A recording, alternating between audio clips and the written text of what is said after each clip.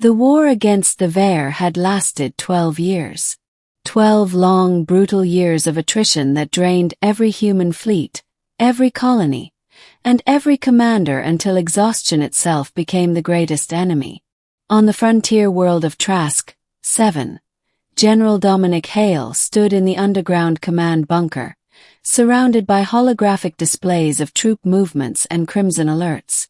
The Vair's fleet orbited the planet, tightening its noose, and resistance had been reduced to a scattered, desperate defense. Hale rubbed his temples, the weight of command pressing harder than the migraines that gnawed at him nightly. "We don't have the numbers," he muttered. "If they push tomorrow, Trask 7 is gone. And Earth loses the last supply corridor." The officers around him said nothing. They were good soldiers, loyal to a fault, but they knew the truth. Humanity was hanging on by threads. It was then that the girl, no, the woman, spoke. She had been silent since arriving 2 weeks prior, a transfer from some nameless outpost. Nobody knew her full name. She answered only as Kara.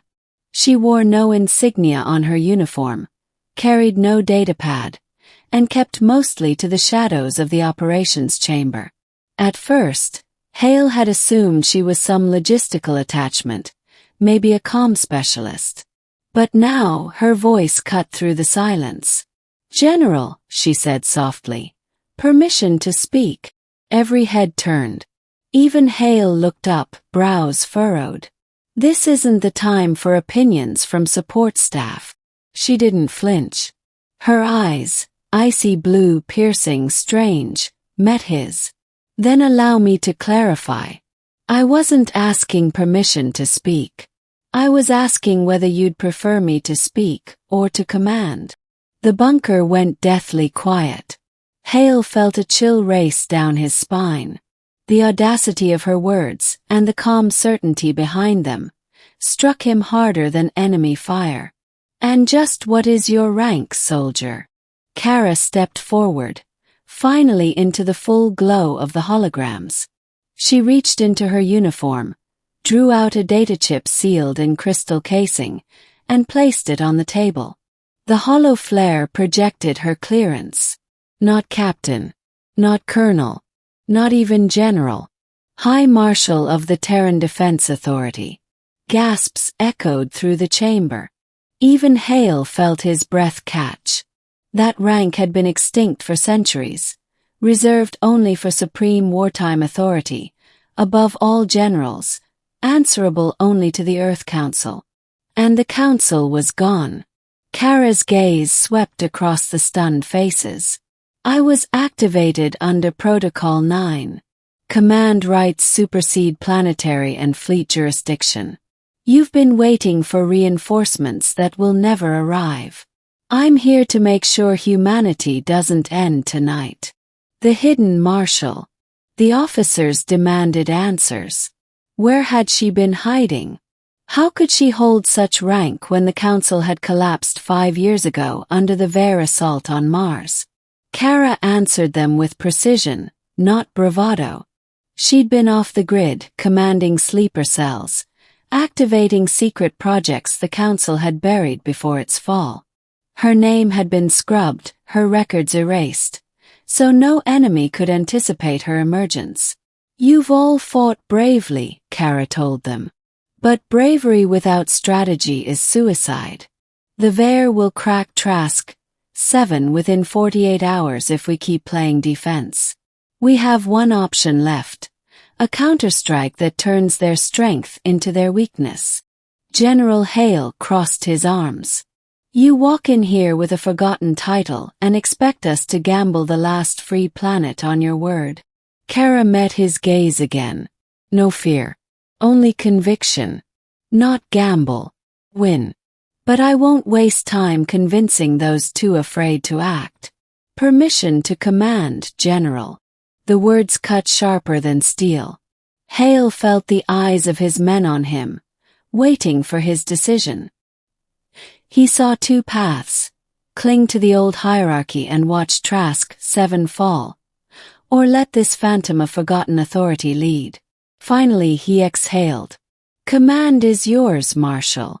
Show us what the Council left behind." Plan. Kara revealed it in stages. Hidden beneath Trask 7's oceans was a dormant network of planetary defense drones, left abandoned when funding collapsed decades ago. The Veer didn't know they existed. They thought Trask 7 was defended only by ground forces and orbital frigates. But reactivating the network wasn't enough. The drone's AI was outdated, their targeting systems unreliable. They needed a guiding signal, one that could pierce the Veer's jamming. That was Kara's secret. She carried within her a neural implant, a prototype designed to synchronize a human mind directly with command networks. She could guide the drones as if they were her own body. The officers were aghast. Neural fusion tech had been banned for its lethal risks. A human mind could burn out in minutes under such strain. "You'll kill yourself," Hale warned. Kara's lips curved in the faintest smile. "If that's the price for victory, I've already accepted it." The bunker fell silent again, but this time silence was not disbelief. It was respect. The rising storm. The operation began at nightfall. Hale coordinated ground forces to hold the Veer advance just long enough for Kara's team to breach the old drone control hub beneath the ocean. The chamber was ancient, dust-caked and rusted, but its heart still pulsed with dormant power. Kara stepped into the central cradle, cables linking to her spine, skull and chest. As systems roared back to life, her eyes flared with blue light. "Neural sync 95%, reported the technician. Kara's voice came through the speakers, doubled with mechanical resonance. "Drones online. 35,000 combat units active. Target lock engaged." Above, in orbit, the Veer fleet descended. They expected broken defenses, one last pathetic stand. What they found was a storm. From the oceans of Trask, 7 erupted swarms of drones, rising like metallic leviathans into the sky. They streaked upward, lancing the Veer cruisers with plasma fire, weaving maneuvers no AI could match, because they weren't machines anymore. They were extensions of Kara's will. Hale watched from the bunker's hollow feed as the impossible unfolded. Entire enemy wings shredded in coordinated strikes.